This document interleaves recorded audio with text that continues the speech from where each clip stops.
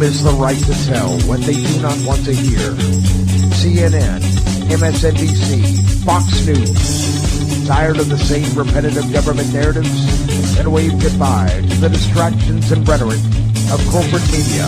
For this is Anti-Media Radio. But I want to get the language right. The big government is in trouble. You're all a bunch of slaves! Bunch of slaves! What we need in the United States is not violence and lawlessness, but is love and wisdom and compassion toward one another. What's your definition of media? And now, here's your host, S.M. Gibson.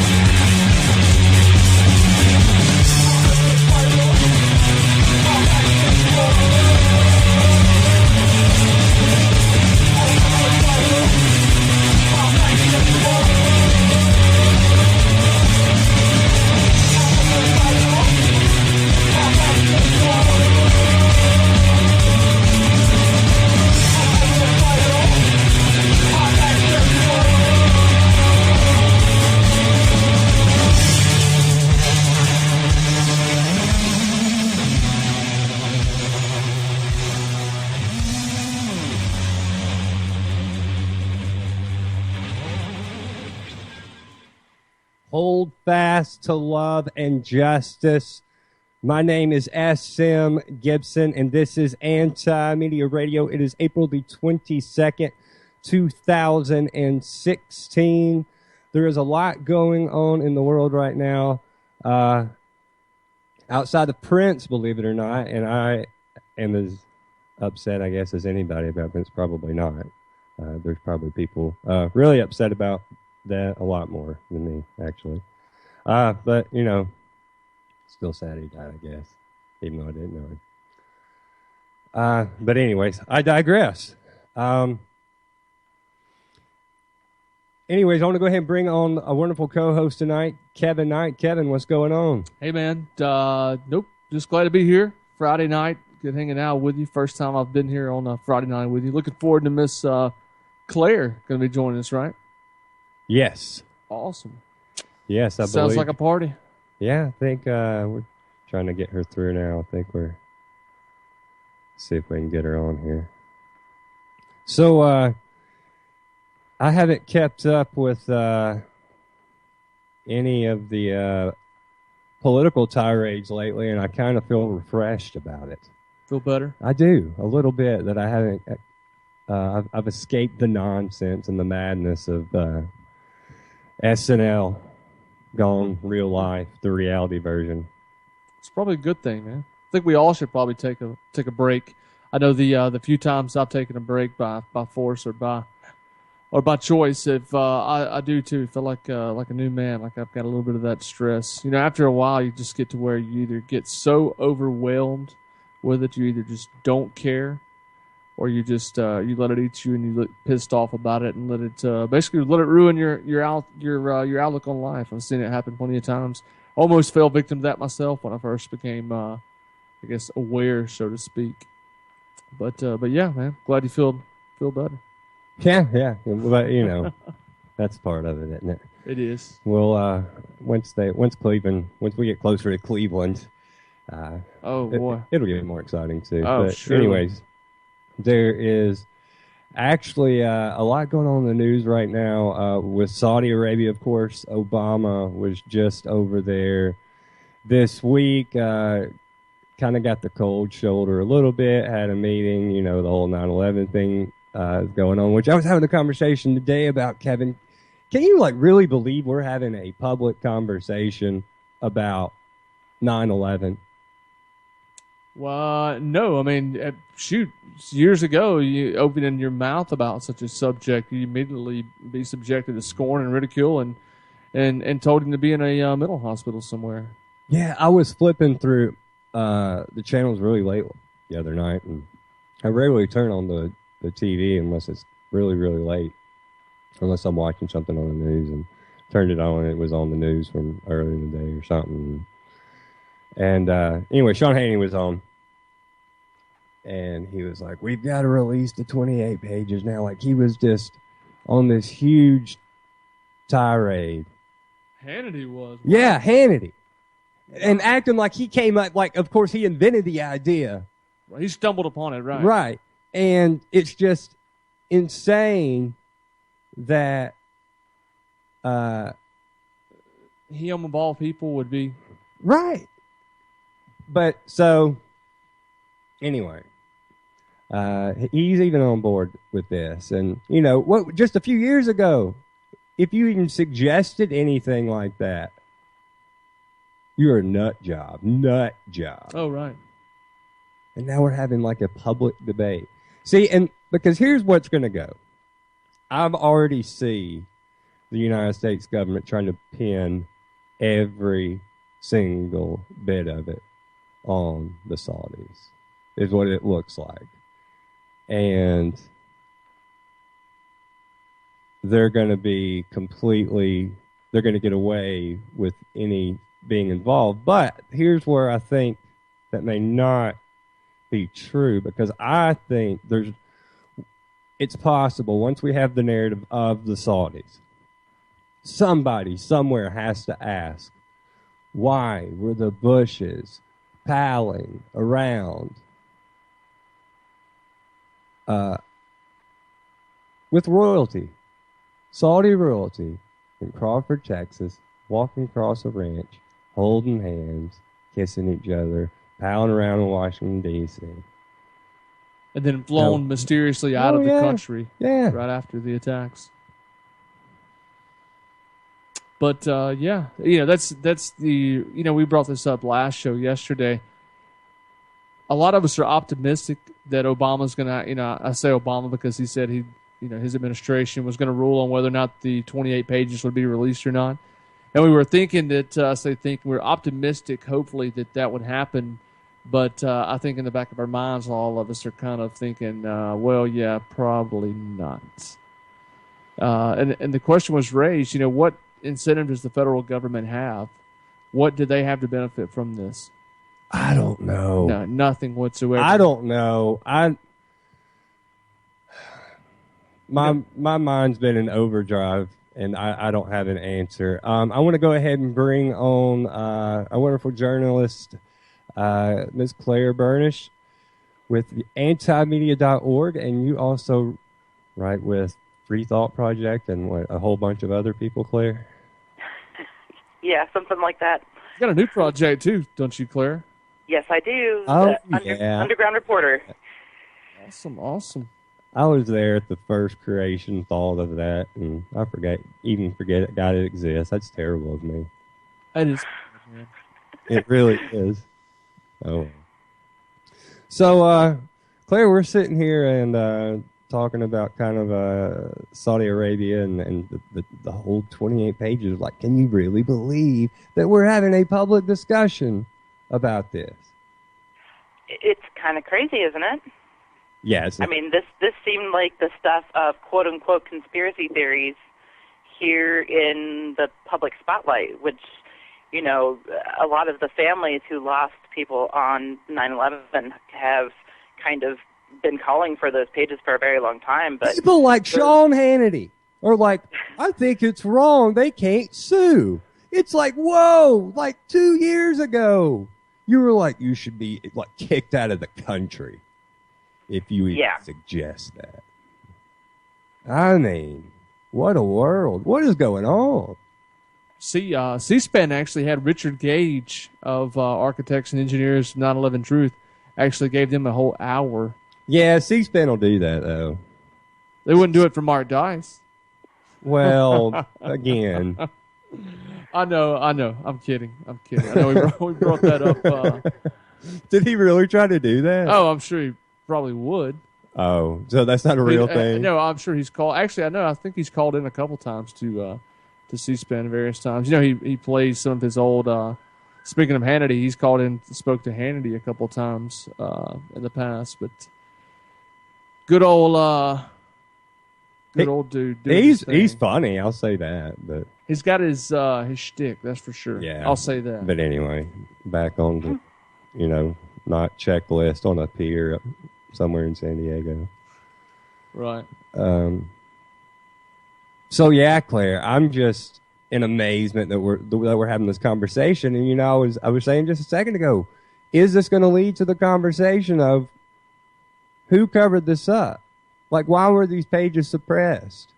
Somebody knew this stuff, obviously, and the Bushes are piling around with it. So it's like, you know, the United States government had this information the whole time, knew it was the Saudis the whole time. It's going to show, I guess, that maybe, is it going to show we flew them out of the country? Is it going to, like, finally reveal all that, you know, are they going to admit it? I see a bunch of different directions here. I mean, obviously, with the way that the Saudis are reacting to the possible disclosure of what's in the pages, there must be something rather explosive. I mean, even I think they're gonna, for I already know they're going to pin in everything on them, and they're going to like, we don't know what you're talking about. It's all them. That's what I think. They're going to be the Oswald. But I think there's a geopolitical reason for it. There's a reason they're throwing Saudi Arabia under the bus. But why? Well, I have a theory on that. I think that this obviously the Saudis are quite involved in the events of that day. Okay, so that's a given based on their reaction and based on kind of, you know, little bits of evidence here and there that we've all kind of been reading about recently. But I think that the U.S. government involvement, you know, that's a distinct possibility, and perhaps they're hoping that what the Saudis have done is big enough and explosive enough that the U.S. government won't maybe look as bad. And this is like with increasing calls because, you know, the Saudis have a terrible human rights abuse record. Perhaps they're thinking that it would be kind of a bait and switch, and they can just throw the Saudis under the bus, and people will basically ignore the U.S. role. It's just a theory, but I think you know. I believe that Saudi Arabia will be ignored because they're Saudi Arabia. That's how the U.S. would play it. All of a sudden, they would be this horrible human rights violator. You know, they would pull that card so fast. We can believe you. Look at this. Look at what you've done. And, you know, ignore that, you know, Obama was there 2 days ago. So I don't know what they're going to do, but I think this is all about to change suddenly. The landscape, especially in the Middle East, with who's aligned with who, because they're really flirting with this. Well, they're already making plans for an economy that's no longer based on oil. You know, we saw already that they wanted to made some very big business transactions, trying to get away from the, you know, basically depending on their economy being afloat with oil. So, you know, okay, just forgive me. Just saying words here. This is no, no set in stone thing. Is it feasible that this was all arranged the entire time for it to be Saudi Arabia, and when we were ready to pull the plug on being dependent on oil, we could do it this way and take them out at the same time and just end it? Well, is that even feasible? There's a lot of credence to that if you consider the present oil glut and the fact that, you know, we're like fracking the hell out of the country, and I mean, it's not a bad idea. It's not a bad theory there. But, you know, the U.S. economy is not ready for that whatsoever. I don't think so either. But I guess you're saying down the road, who knows? But they're ready. They're flirting with pulling this trigger now. I don't know if Obama does it, though. I just don't think he will. They're hanging, what, $750 billion over our head? So they claim. Right. So, you know. Yeah, and think about it, too, because if the U.S. actually divulges the the pages and the Saudis do pull out and like basically follow through on this economic blackmail, it's going to pull down the economy all over the world, and the U.S. will be to blame for it, even though it was really the Saudis' fault. If you think about it, that's pretty hefty. If that were to happen, Saudi Arabia is still going to suffer tremendously. Either way, so I think that it would really harm Saudi Arabia. But Scott Gibson asked, is it feasible, the plan, purposely to let this go down and look bad? Like Saudi Arabia has egg on their face. One thing I think is curious is that we've seen reports that most of the hijackers were of Saudi origin. 15 of the 19 hijackers were Saudi Arabia. Right. So we invade Iraq. Right. Oh, exactly. Nobody realizes that, hey, something just... That's what I don't get. Like, they're coming around now. Like, it's now 2016, and they're now just saying, hey, wait a second, something about this is funny. Why exactly did we go into Iraq? Yeah, that's literally what's happening. Yeah.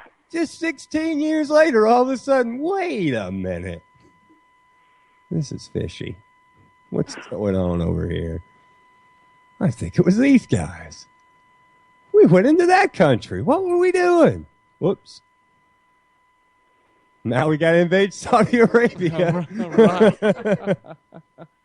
Unfortunately, that sounds right. I think of all the people I've listened to speak on this, between Thomas Massey and Bob Graham, I think his explanation, Thomas Massey, was the way he explained now that the fallout from this is that he really thought that this would cause the country and the powers that be to really sit back and pause as we're about to get into another round, even further into this war in Syria and elsewhere. That hopefully this would have, the repercussions would be exactly that we do so with a lot more repercussions, and hopefully not even do so at all.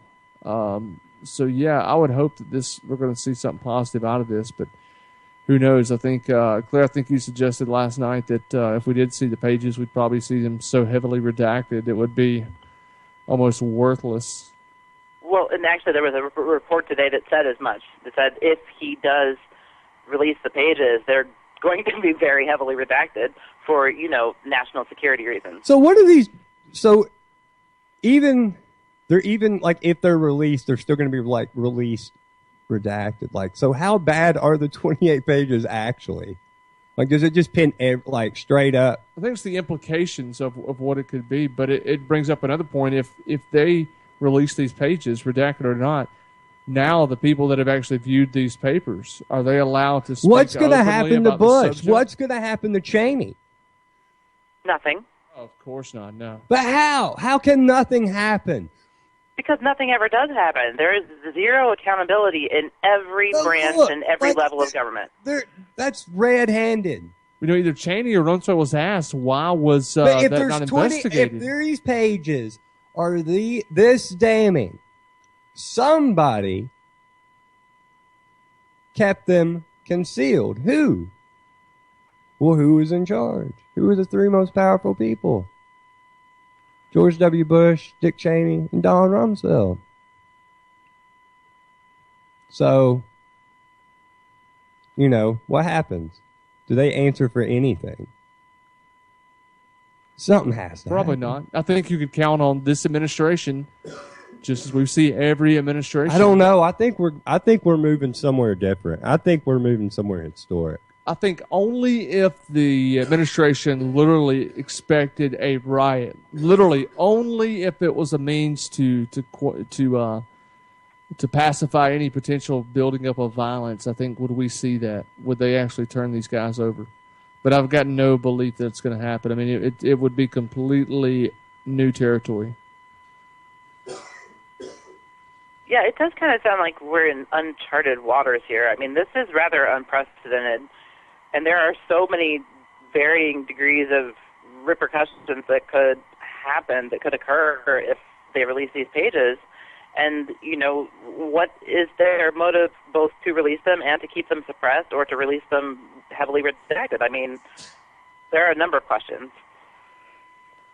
Oh, I agree completely. And what's interesting to me is that, as Gibson mentioned a minute ago, that the fact we're talking about this and that you can have this conversation with people and not seem as crazy, I think is fantastic. I think it's only going to continue to grow. But what I think is important that I've heard the suggestion that if the family, I can't believe that you would mention those things or suggest there's any kind of nefarious conspiracy, and they'll follow it up with, well, we know, or somebody died, or that's disrespectful to the people that lost family members. What they fail to realize is that a lot of this is being pushed by family members who obviously deserve to know the truth, but they are the ones actually pushing for the release of this stuff. And I think that's great. And I think that needs to be used by more people when having these discussions, is to be able to point to, is rather than a particular YouTube video of some Dr. Judy Wood or somebody, be able to point to the drive that family members who actually lost other family members are the ones really behind a lot of this. Yeah, exactly. I mean, this is not just like the realm of, quote unquote conspiracy theorists and wild ideas. This is something that's being pushed by people who deserve to really know what happened that day. And considering how much information has been suppressed, I mean, obviously there is much more that we don't know. So, I don't know.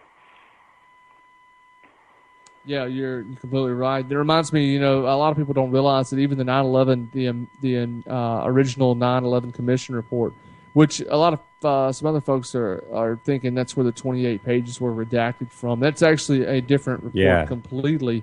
But even the first round of the 9/11 Commission report, that took so much work to even get an inquiry even put together.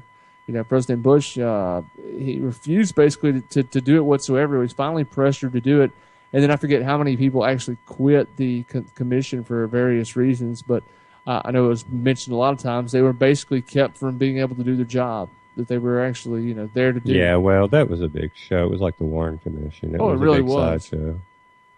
It's not like, it was there to mislead, if anything. And to be able to write scripts for Hollywood movies. Which, how many movies were made based on the stories in that book? Oh yeah, plenty. Mm-hmm.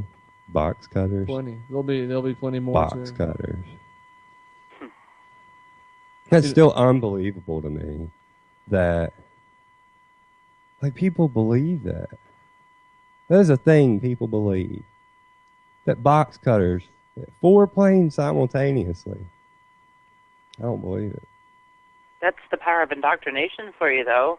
I mean, when you're so thoroughly enmeshed in this whole system and you're brought up in the schools and stuff to believe that basically the government can do no wrong and it's there to protect the people, then when you're confronted with something that completely flies in the face of that, it's incredibly difficult for a lot of people. Oh, it is. Some of us it's not, but a lot of people it is.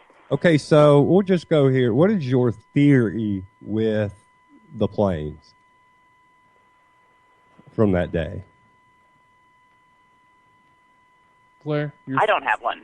I still don't know exactly what happened. I think that my concern is not so much how it was pulled off, but who was behind it.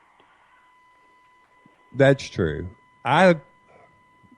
Which that's what Rumsfeld said, that either Rumsfeld or Cheney was asked about why was the money that was wired to, I believe it was Muhammad Atta, why was that not ever made a more important element of the case, and why was that never looked into? And he said basically that was of little importance. They were just concerned with the people that pulled it off, not the people that backed it.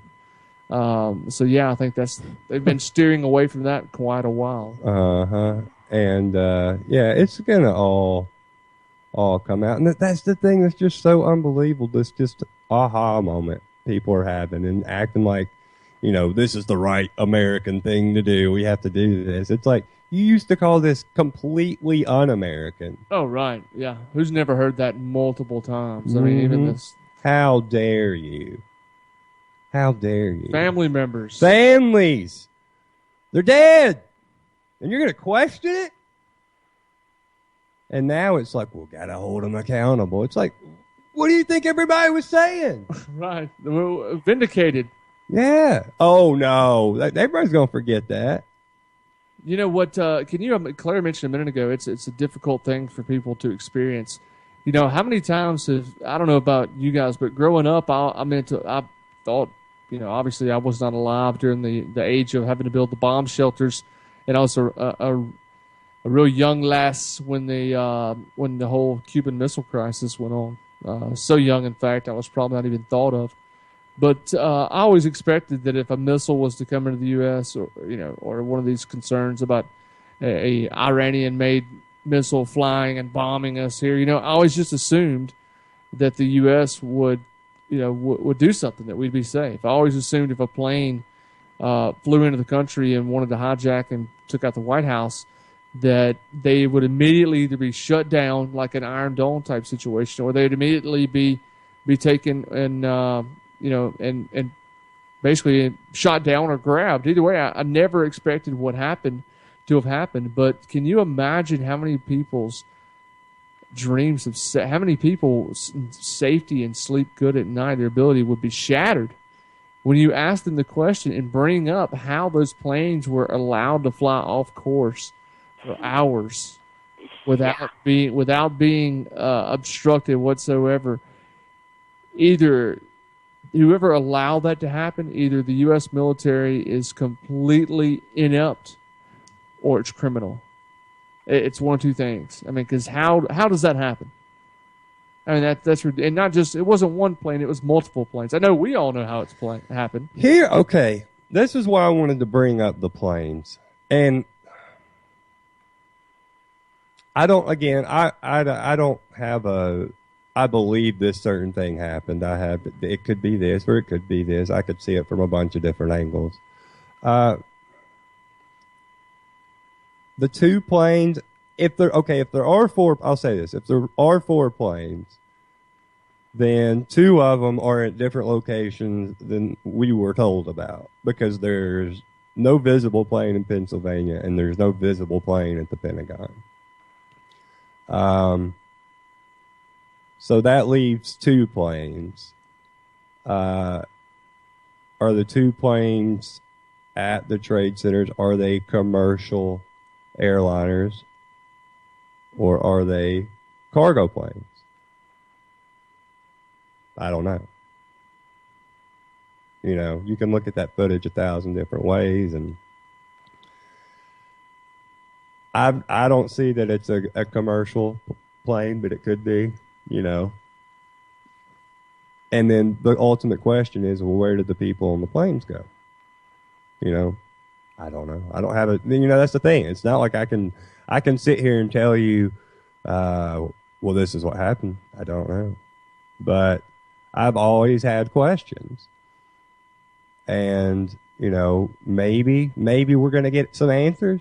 I don't know how far, the answers will go. What about you, Claire? I know that you're pretty educated on the subject.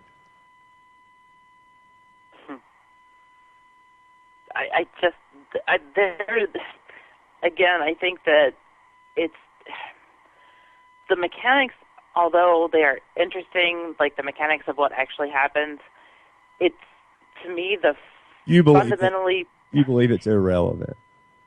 I'm not sure that they are really that relevant until we know who is behind it. Once we know more about the kind of the foundation of what happened, then I think the details and the mechanics of how it was done will become incredibly more pertinent. But right now, I think that the basics are really kind of foundational to our understanding. I think that's smart. I completely agree with that. I think, well, the real criminals are the people that, masterminded it. I mean, I suppose that, okay, what was the U.S. story trying to be here is there's these 19 guys and one or two other people, and then Osama bin Laden. and some, masked ninjas in the desert drove these planes through those buildings. Like, who supposedly did this? Al Qaeda? It was Al Qaeda. Like, Osama bin Laden was never charged for it. It was the Khorasan group. The Khorasan group actually did it. He was charged for other stuff. He was never charged for that. Who was? Osama bin Laden was never charged for 9/11. No, he wasn't. No, and he wasn't left off the like some big huge fugitive list for a while for that same exact reason, which that raised a bunch of questions as to why he was left off.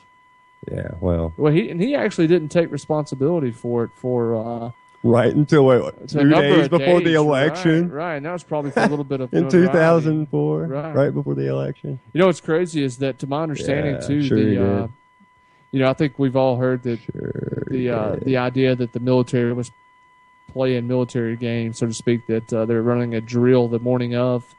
I forget what Claire, you may remember. I forget what the name of the drill was, but supposedly the military, they were running actually a drill, and so what they were seeing on their radars, they believed was something Guardian. But to my understanding, the premise was that there was a hijacking, and that Osama bin Laden was the supposed mastermind of that. But I think a lot of these documentaries and stuff have gone into a lot of that, and I think most everybody has heard that narrative. I assume most people have heard and believe that by now. I've thought that for a while, that most people secretly kind of believe it. That's why Trump was able to get away with what he's able to get away with. I've never met anybody who has seen loose change and didn't come around to at least being like, okay, before I would never even question the official story.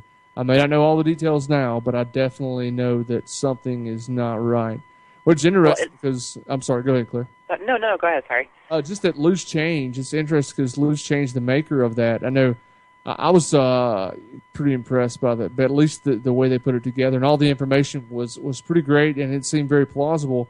And a lot of people I've seen that quoted as the movie to watch, the documentary to watch to get up to date on that. It's interesting that the maker came out here. It's been, I guess, a couple of years now. For whatever reason, came out and basically said, turned away from that, disowned it, said he regretted making it. I'm sure he did. Can you believe? Well, he claimed that he was just a young, stupid kid putting a bunch of stupid stuff together, and that he didn't buy any of it. Can you believe that? Doesn't it make you wonder? I bet who got to him or what incentive? Yeah, I'm sure he believed that. I'm sure, right. I bet you he just put all that time and effort and research and compiled all that. It was just like, how foolish I was. It was just a goofy story. But Claire, I think you're going to make a point. I was going to recommend James Corbett's little brief 9/11 thing in a nutshell for people who might have doubts, because he puts it so... he kind of does it with a little bit of a humorous overtone, but he sums it up very briefly and kind of makes very valid points by doing so. It's called 9/11, A Conspiracy Theory. Yeah. He's got a real similar one to the OKC, too, the Oklahoma City bombing. Man, that guy really does a great job at doing his informational pieces, doesn't he? Now, that's one I don't think there'll ever be any justice on that one, Oklahoma City. No. I think that's gone to history. I think you're right. Shocked that 9/11. Like, I'm shocked. I'm amazed that it's, and how much we'll get, we don't know, but we shall see. Well, I'm tell you what, I've got going to move on to the next topic of the day. I've got a story on the antimedia.org right now. Over 1,000 world leaders just slammed the UN's failed effort to end the drug war. And we've got Prince in the news saying Percocet, legal drugs. He just died. No way. Word. I did not know that. Word. So, look, it's time to end the drug war. Okay, wait. We just got done talking about how this whole 9/11 thing's coming around. Now we're talking about the UN. They're talking about ending. Okay, Claire, what are you making of this? Well, Are we okay. experiencing an uprising of some sort?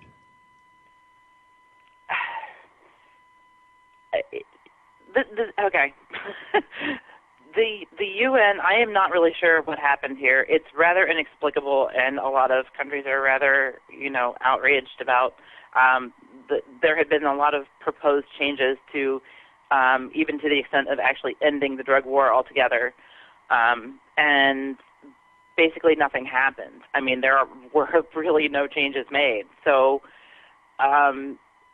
I have not yet figured out why they decided to kind of go back on everything that they had proposed.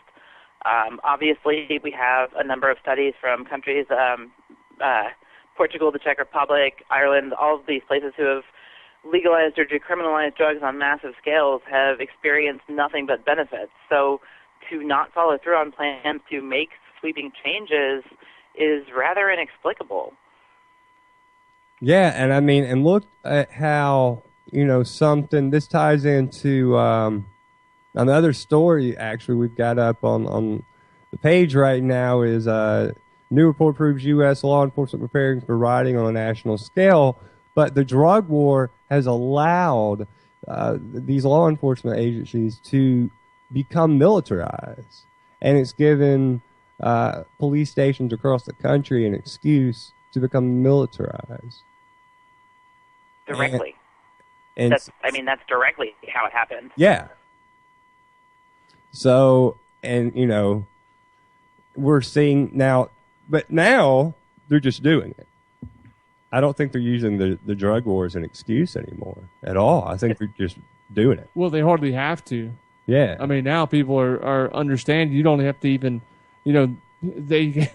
It's sad to say, but law enforcement doesn't even have to probably give an excuse. That the people will be, the ones to step up and say, "Oh, we need it. It's to keep our town safe, or the terrorists, or ISIS, or whatever." It's just, man, it's infuriating how brainwashed, literally, and how receptive people are growing to these pieces of machinery. That really actually struck me as kind of insane when I was writing this particular article, that there are no longer any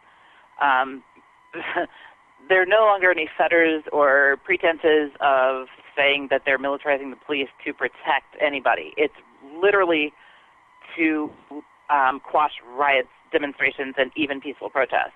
And not only that, but they are spending a lot of money, like law enforcement agencies across the country are spending a lot of money buying up riot gear and stuff. And I noticed that included in that are not only non-lethal weapons, but lethal weapons as well now.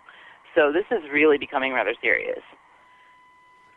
Yeah, it really is. Have you thought any more about your Canadian trek? Well, they're still talking about, legalizing cannabis. So it looks like they're kind of going in the opposite direction, at least to a minor extent. Yeah. It's just too cold up there, though. I don't know. So you're not going to do it. You're not going to do it, huh? You've changed your mind?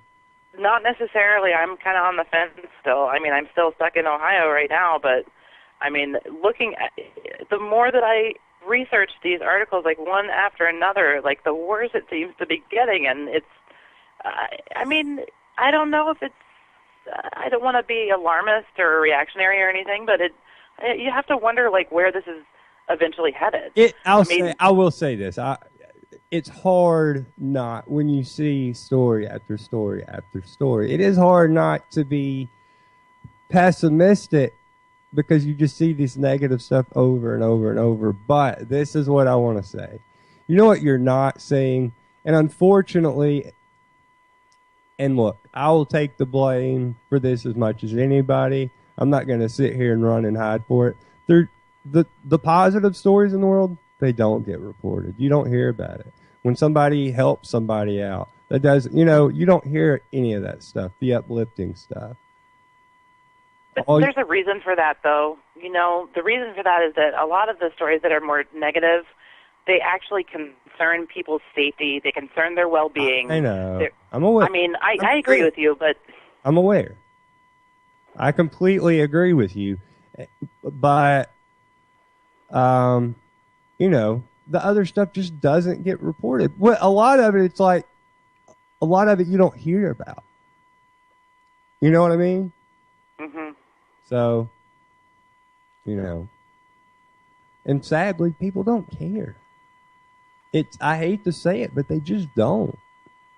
I think that attitude's waning, though. I think a lot more people care than what they did several years ago. I think they're under starting the Bush administration.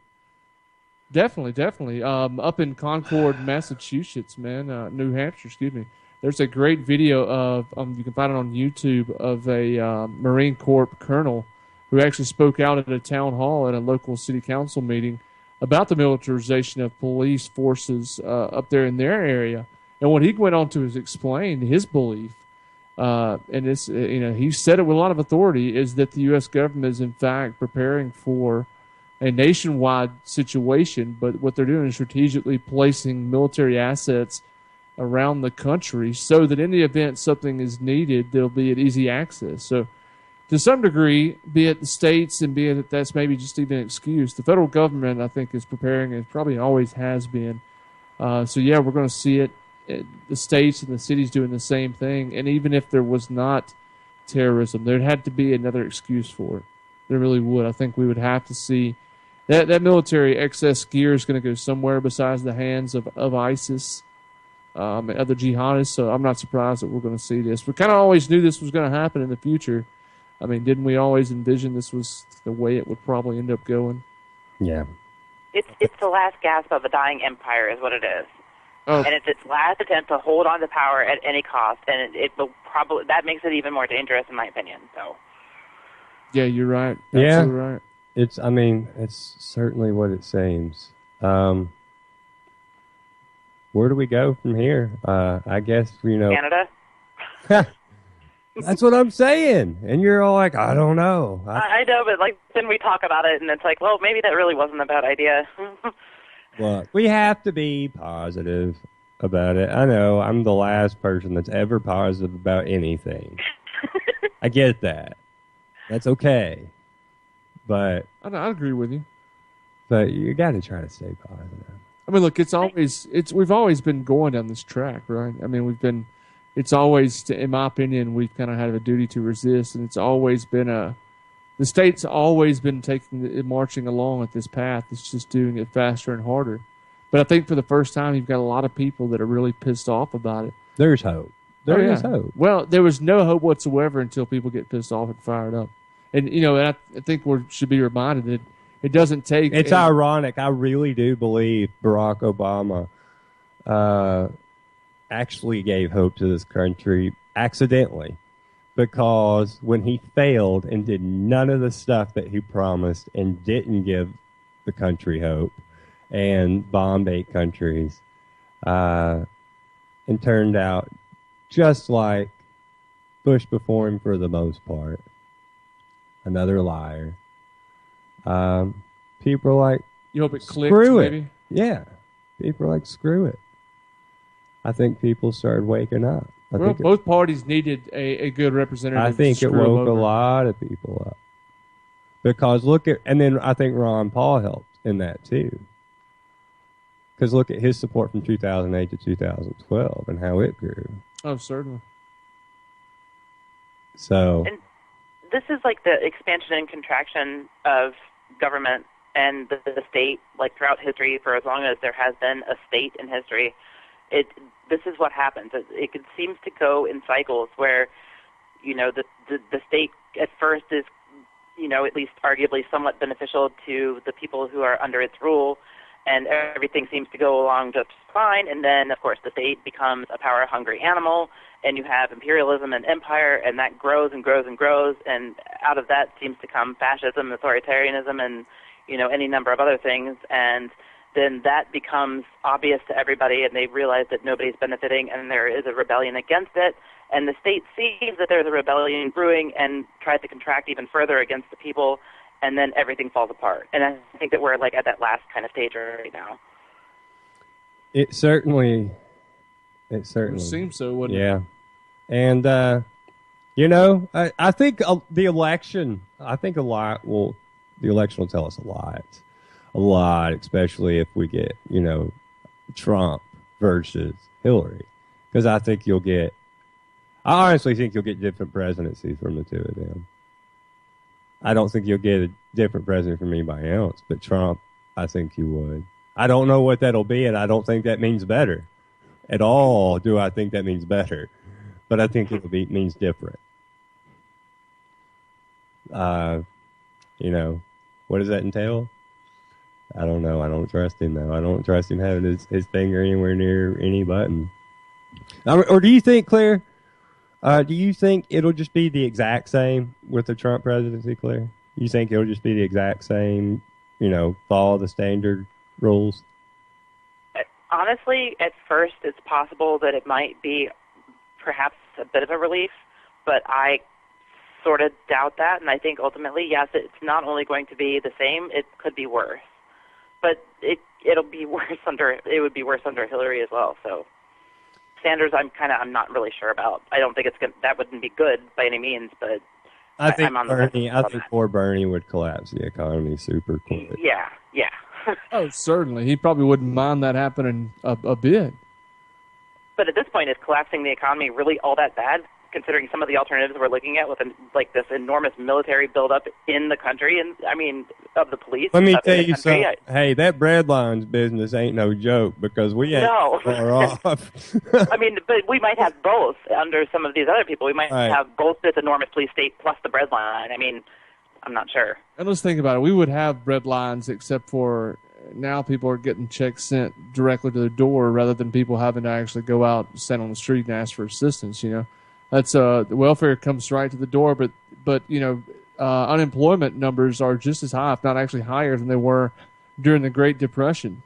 They're much higher. It's misrepresented. Oh, like yes. there's study after study that they're misrepresenting it by at least twice as much. Oh, right. Well, when the CBO decides to redecide that's the Congressional Budget Office in the White House, decide they're going to change how they determine who exactly is employed, and basically decide, hey, we're going to throw out all previous definitions, and we're going to rewrite this thing our way. That's what you get. I believe them. Just trust them. They love you. The government's good for you, man. You know what I just started reading again? What is that? 1984. Oh, wow. I'm sure you've seen the movie also on YouTube, or I say YouTube. That's where I watched it last. It's on. Dude, have you seen the reality show on CNN right now? There's a 1984 reality show right now. Is there really? On the second? Huh. Yes. You're kidding. Yeah. Turn on Fox News, MSNBC, CNN, any of them. 1984. You're gonna see it right in front of you. That's why I started reading it again. Only imagine what the premise is like. Well, are they on an island at all? Are they secluded? Is it any kind of? Yeah, it's a big island. It's huge, but yeah. Maybe you have to just give it a quick glance, and that's about it. You should. You should, Kevin. Yeah. I'm missing something. Yeah. It's okay. I still love you. Is this a critique about society? I guess you guys were. Never Hey, Prince died. Did he really? He did. So yeah, it's gonna be Percocet. Think so? I think so. Legal drugs. Legal. I saw it mentioned that they gave Prince an autopsy, but not Scalia. Not that those cases have anything to do with each other at all. First off, Scalia didn't write Purple Rain, so I don't care. Okay? Right. How about that? You're right. And he's not mad great at basketball. Apollonia. That's all I'm going to say. Apollonia. Can I put my Apollonia? Oh, did you know that story's true? Prince said that the Dave Chappelle skit of Prince, that I read this yesterday, I believe, that story was true. Really? Yeah. And he said, he said, the reason I won is not because I'm any good at basketball. He says it's because Charlie Murphy's that bad at basketball. Did you say it like that? Uh-huh. Oh, that was probably some of the best skits that Dave Chappelle did, I think, was the Prince. Yeah. Charlie Murphy. Game blouses. So, oh, yeah, Dave Chappelle lives close to your way, doesn't he, Claire? I don't know. He lives somewhere in Ohio. That's all I know. But, I saw I he's didn't actually realize got that. muscles. Have you seen him? At some point, when I was Googling for a picture of him as Prince, I came across a couple of pictures. Oh, yeah, and Dave he's Chappelle's ripped got like now. ripped up. you know, man, that guy's like really aware of what's going on. Oh, it seems yeah, like. very. Like, Oh, yeah. really aware. Oh, he's in touch, definitely. Yeah. It seems like he just kind of dipped off and went to live his life. I don't know what happened there. That was an odd situation.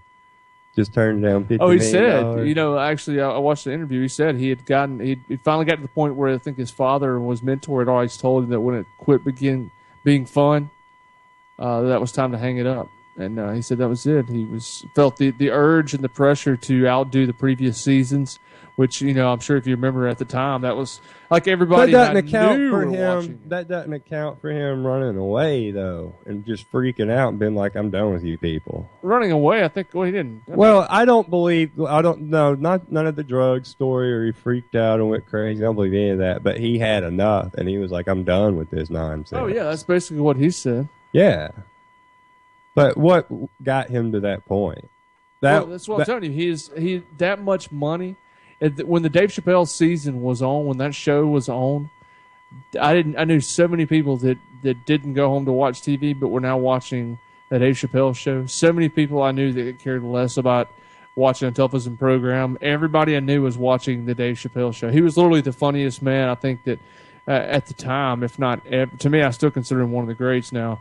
But he himself said that the pressure was just so much that everybody expected for him to be the funny guy. When they see him on the streets, he got so popular during that short time that he couldn't go anywhere or do anything, and everybody expected him to be funny. So it was the pressure, the pressure from all of that combined is what made him ultimately take off and leave. That's what he says. Oh yeah, that's what he said. Chasing expectations. Like if everybody puts so many tight expectations on you, they always expect you to outdo yourself over and over and over again, and you're in the public spotlight like that.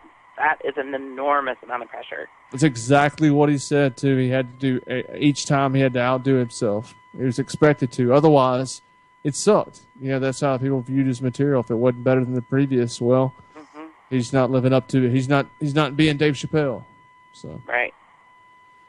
Yeah, maybe. he's very very awake though. He said he was awake. He's he's an educated guy for sure. Very, no doubt. very much so. F your couch, man. Yeah.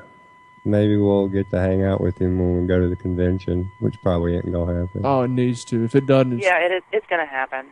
I'm trying, Claire. Scott was on. Gibson was on board a few days ago. Now he's kind of flaking out. No. You're both going. Yeah, I still haven't decided on if I'm going to the Oh, he convention. was. You're going. He was. 2 weeks ago, he was decided he was going. Yeah, now. I would really prefer not to go by myself to this crazy thing that's going to Oh, no, happen, you don't considering they have like have almost to. 4 miles of fence and stuff going on up there. So There's going to be lots of people there that we know. Lot of. I'm sure there are, but still. Derek will be there for sure. Radowski will be there for sure. Oh yes. So, there. Yep. But you can be there too. I'm telling you, we're bound to catch some good info, some good tape. Yep. Yeah, probably. Plot it out, man. We can stream. This is probably a live conversation best stream it. left for off air. I think we just started talking about planning a trip to the convention. I just think this convention is going to be, for all intents and purposes, this convention is going to be this will be a pivotal moment for this country. This is going to be something that people will need to know about. I just don't see it happening any other way. There are just so many possible clashes of the different political personalities and protesting groups and everything else. I mean, this is kind of the culmination of a very, very bumpy election season, and it should be it should be interesting, to say the least. I like your pep talk, your sales pitch there. Sounded good, right? Yeah. I already want to go, and I'm already planning on it. Still on the fence. Come on. Still on the fence. That's all right. We'll dig that fence up and take it with us. Anyway. Well, I tell you what, Claire, I know that, tell everybody a little bit about what's going on with the Underground Reporter. Yes. Yeah, I think that's a cool new page that I don't know if a lot of people know about yet. Yes, we're still getting underway and getting organized, and it's really going well. And we have some rather phenomenal writers on board, and we're trying to kind of put more of a positive spin on some news stories and try to, like we were speaking about before tonight, trying to look for those positive stories that aren't necessarily covered widely. So, although we're covering news and, information and things as well, we're also trying to kind of uncover the things that show solutions and that change is possible. So, more uplifting. Yes. All right. We need more of it, that's There's for sure. There's a solution right there to my problem from earlier. Boom. So we can keep feeding out the negativity and reminding everybody that... beating out the negativity. Yeah. We'll see. This reality. It's not, it's not... It is. Yeah, it's not like fluffy clouds and unicorns. I'm not saying all that. I'm saying that there are possible solutions to things. There are ways to make change, and that is the weight of the focus. So wait, there's not going to be any stories about fluffy clouds? I'm out. I'm out. Well, I mean, if you really want that, I suppose. Yep, that's it. I'm looking right now, apparently, from an ad on our page. Why there's an ad of 25 dog breeds with the lowest maintenance cost, I do not know, but I'm looking. Click on it. No, I'm not. That won't. So, Claire, we can find this Underground Reporter. I guess you guys have a what I will Facebook click page? on is... Underground Reporter? Undergroundreporter.org. That's it. And the Facebook page, too, right? Under the same there? Yes, and the Facebook page we are working on that. We're getting a new look for the site and everything, so it's going to be a very, very good thing. People got to keep me in the loop with this stuff. As if I didn't already need another website to. But I look forward to this because I need some positive reinforcement. Put it that way. No, seriously, we love. It's easy to gripe about all the issues and all the problems, but nobody seems to be offering solutions. And the ones that are offered are your standard Republican, Democrat, big government, grow the government, smash some people. And basically ignore the will of the people. That's their answer. So it's great to see that there are some alternatives to the standard way of dealing with issues. That's the way I'm liking to look at it. I mean, there are things going on all over the world that are, people are solving things. People are solving problems and issues without the help necessarily of the government and the state. And everyone needs to be able to see that it's possible. Well, it totally is possible, and that's what hopefully the younger generation will really understand. That I think that's really important. I agree that young people get it, because I tell you what, there's our outro music. Well, that's it for me. I'm SM Gibson, your host of Anti-Media Radio on Tuesdays and Thursdays. We're building for Yvonne tonight, for Kevin, for Claire. We'll be back next week. Anti-Media Radio out. I'ma let them know through the stereo. Yo, here we go through the stereo.